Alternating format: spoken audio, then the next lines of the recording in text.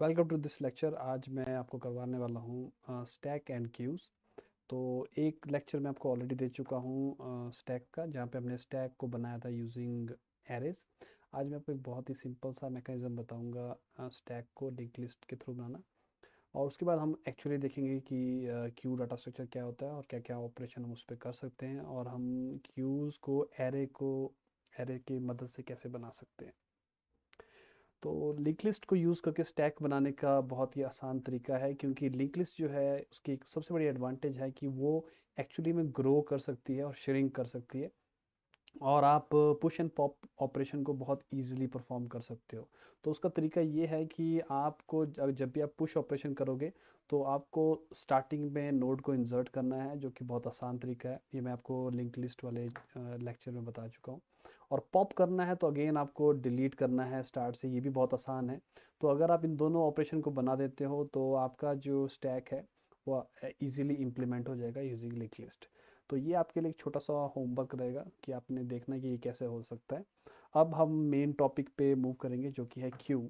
तो क्यू आपके पास एक डाटा स्ट्रक्चर है जो कि फीफो होता है। फीफो का मतलब है first in and first out, यानी कि जो डाटा आपका सबसे पहले एंटर करेगा और वही सबसे पहले बाहर निकलेगा। तो फर्स्ट इन फर्स्ट आउट। तो जो आपके पास क्यू है, इसके ऊपर भी आप दो ऑपरेशन लगा सकते हो। तो सबसे पहला ऑपरेशन है एन क्यू और दूसरा आपके पास है डी क्यू। तो एन क्यू क्या करता है, ये आपके पास एंटर करता है आपके डाटा को, और डी क्यू जो है आपके डाटा को बेसिकली रिमूव करता है आपकी लिस्ट में से।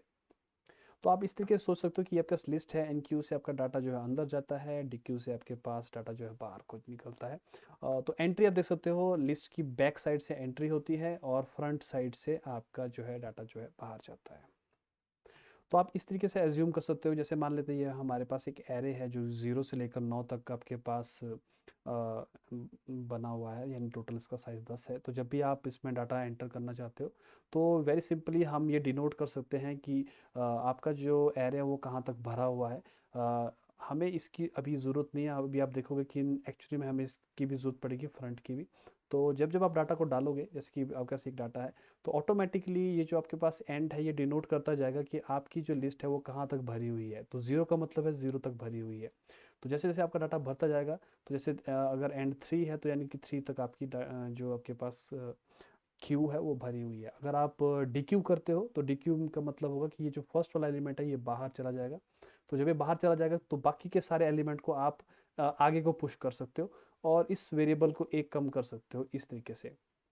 तो ये आपके पास एक सबसे सिंपल सा मैकेनिज्म है अगर आप एरे को यूज़ करना चाहते हो और आप एलिमेंट को मूव करना चाहते हो फ्रंट की तरफ।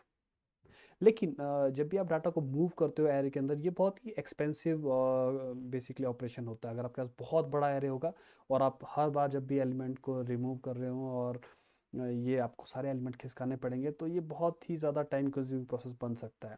दूसरा तरीका ये है कि इंस्टेड कि हम सारे एलिमेंट को ना मूव करें, बल्कि वो जो दो हमारे पास पॉइंटर्स हैं हम उन्हीं को एडजस्ट कर सकते हैं, ये डिनोट करने के लिए कि लिस्ट जो है कहाँ से लेकर कहाँ तक अभी भरी हुई है। तो उसके लिए हम क्या कर सकते हैं, हम ये दो वेरिएबल को यूज़ कर सकते हैं, फ्रंट और एंड, जो कि डिनोट करता रहेगा कि आपकी जो लिस्ट है वो कहाँ से शुरू है और कहाँ तक जा रही है। तो फॉर एग्जांपल शुरुआत में हम इनको -1 पे रख सकते हैं। दैट मीन्स कि आपका जो क्यू है वो बिल्कुल खाली है। तो जैसे ही आप फर्स्ट एलिमेंट को इंट्रोड्यूस करते हो तो आप उसका एंड पॉइंट को आप अपडेट कर सकते हो कि ये भी 0 तक फुल है। उसी तरीके से जब आप बहुत सारे एलिमेंट को एंटर कर दोगे तो आप बता सकते हो कि ये आपके पास जो लिस्ट है ये कहाँ तक एक्चुअली में भरी हुई है। अगर आप एलिमेंट को रिमूव कर रहे हो तो आप एलिमेंट को रिमूव कर देते हो और उसके बाद इस दूसरे एलिमेंट को आप अपडेट कर देते हो, ये डिनोट करने के लिए कि ये कहाँ से आपकी लिस्ट जो है शुरू है। अब आप देखोगे कि लिस्ट जो शुरू है कहाँ से, 0 से लेकर 4 तक आपकी लिस्ट जो जा रही है, यानी कि 1 2 3 4, 0 इज़ नॉट इंक्लूडेड। तो आप देखोगे कि इस केस में हमें एलिमेंट्स को मूव करने की ज़रूरत नहीं है एरे में। तो ये आपका बेसिकली उस ऑपरेशन का कॉस्ट है उसको बचाता है। पर आपको बड़े ही केयरफुल ढंग से इसको अपडेट करना पड़ता है, क्योंकि जैसे जैसे आप एलिमेंट्स को इंसर्ट करते जाओगे ये जो आप एरिया देख रहे हो ये भरते चले जाएंगे। और जब ये भरते चले जाएंगे और आप एलिमेंट को रिमूव करते जाओगे तो आपके पास बेसिकली होगा क्या, होगा ये कि आपकी लिस्ट जो यहाँ से खाली होना शुरू हो जाएगी। तो जैसे मान लेते हैं कि आपने लास्ट तक एलिमेंट्स को भर दिए हैं, तो यहाँ से डिनोट कर रहा है कि आप 9 पोजीशन तक भर चुके हो, और फ्रंट जो है आपका 4 के बाद शुरू है, तो 4 से 5 6 7 8 9, तो ये जो एरिया ये खाली है। अब अगर आप और एलिमेंट डालना चाहते हो तो ऑफ कोर्स यहाँ तो जगह है नहीं, तो आप उसको कहाँ डालते हो, आप इसको यहाँ डाल सकते हो शुरुआत में। तो आप ऐसे एज्यूम कर सकते हो कि ये जो लिस्ट है ये एक्चुअली में जुड़ी हुई है, बिल्कुल रैप की गई है लास्ट से फ्रंट की तरफ, इस तरीके से। तो यहाँ आपकी ये जो आपके पास एलिमेंट्स है, इनको आपको प्रॉपरली अपडेट करना पड़ेगा, क्योंकि जैसे आप एलिमेंट इंसर्ट करेंगे, मान लेते हैं यहाँ पे आपने एक एलिमेंट इंसर्ट किया, तो ये जो एंड वाला जो आप पोर्शन देख रहे हो, ये कहाँ से कहाँ तक हो जाएगा, ये अगेन फिर पहुँच जाएगा 0 पे। तो आपको ये मैकेनिज्म देखना पड़ेगा कि आपको ये जो दोनों वेरिएबल हैं ये अपडेट कैसे करने हैं।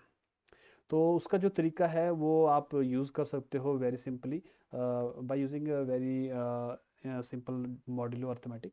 तो हम जैसे इस पॉइंट को हम कंसीडर कर रहे हैं कि अगर हम इस तरीके से करना चाहते हैं तो हमें रैप अराउंड करना पड़ेगा पूरी पूरी लिस्ट को।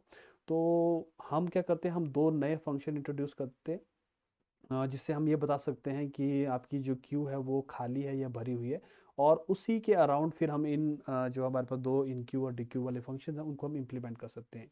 तो इसको करने के लिए हम एक और वेरिएबल इंट्रोड्यूस कर देते हैं जिसका नाम रखते हैं कैपेसिटी। कैपेसिटी आपके पास एक फिक्स्ड नंबर होगा जो डिनोट करेगा कि आपके पास जो लिस्ट है यानी कि क्यू है उसमें कितने एलिमेंट आ सकते हैं, और साइज डिनोट करेगा कि करंटली आपकी क्यू का साइज क्या है। तो कैपेसिटी मतलब कि टोटल कैपेसिटी है, और साइज मतलब कि करंटली कितना डाटा जो है वो भर चुका है। तो उस तरीके से आपके जो ये दोनों ऑपरेशन है वो बहुत इजी बन जाएंगे, आप देखते जाओ। तो जैसे आपके पास एक फंक्शन बनाएंगे इज़ फुल, और जो कि कैलकुलेट करने का काम आएगा कि क्यू जो है फुल तो नहीं हो गई है।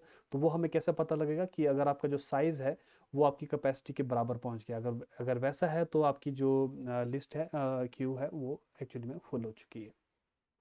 दूसरा है एम्प्टी। एम्प्टी का मतलब है ये देखने के लिए कि क्यू कहीं खाली तो नहीं है।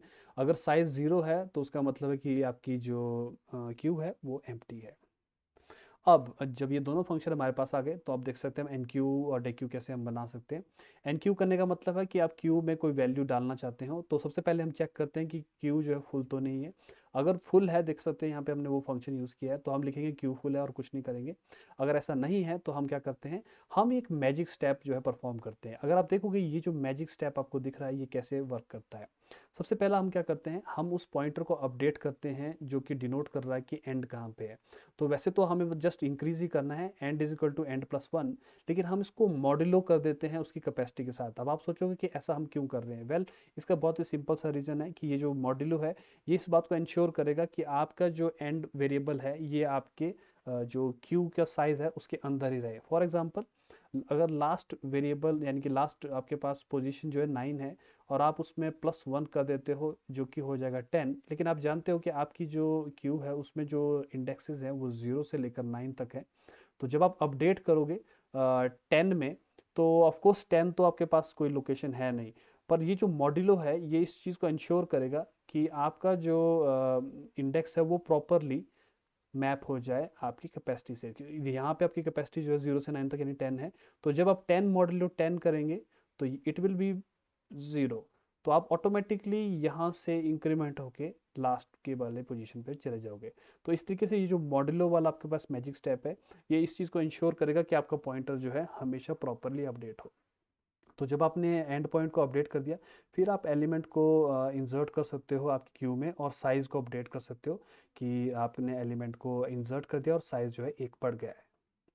वैसे ही आप इसी का उल्टा काम कर सकते हो, यानी कि डिक्यू कर सकते हो क्यू में से। क्यू में से अगर आपने रिमूव करना है किसी एलिमेंट को, तो पहले हम चेक कर लेते हैं कि क्यू कहीं खाली तो नहीं है। अगर खाली है तो हम प्रिंट कर देंगे कि क्यू खाली है। अदरवाइज हम जो फ्रंट में आपके पास एलिमेंट है उसको हम स्टोर कर देंगे, और अगेन फ्रंट को हम एक बढ़ा के उसको हम मॉड्यूलो कर देंगे, यानी अगेन मैजिक स्टेप से उसको हम अपडेट कर देंगे। लास्ट में आपके पास साइज़ को आपने एक कम कर देना है, और ये जो आइटम आपने अभी अभी कॉपी की थी हम इसको रिटर्न कर देते हैं। तो इस तरीके से आप देख सकते हो कि एनक्यू और डेक्यू ऑपरेशन आपके कंप्लीट हो जाते हैं, और ये आपके पास डाटा स्ट्रक्चर बन जाता है क्यू वाला। तो आप देखोगे कि स्टैक और क्यू जो है बहुत ही इंपॉर्टेंट डाटा स्ट्रक्चर है, और आप सोच सकते हो कि लिंक लिस्ट से इस चीज़ को बनाना जो है और भी ज़्यादा आसान है, क्योंकि वहाँ पे आप जानते हैं कि लिंक लिस्ट जो है अपने आप जो है ग्रो कर सकती है। तो जस्ट आपको ईज़िली एलिमेंट्स को इंसर्ट करना होता है एट द एंड, और फ्रंट में से आप उसको डिलीट कर सकते हैं। तो लिंक लिस्ट का ये जो इम्प्लीमेंटेशन है, मैं चाहूँगा कि आप इसके बारे में खुद सोचें कि यूजिंग लिंक लिस्ट आप क्यू को कैसे इम्प्लीमेंट कर सकते हैं। आई होप कि आपको इस लेक्चर से कुछ हेल्प मिली होगी। अगर आपको कोई डाउट हो तो इस वीडियो के कमेंट सेक्शन में कमेंट कीजिए।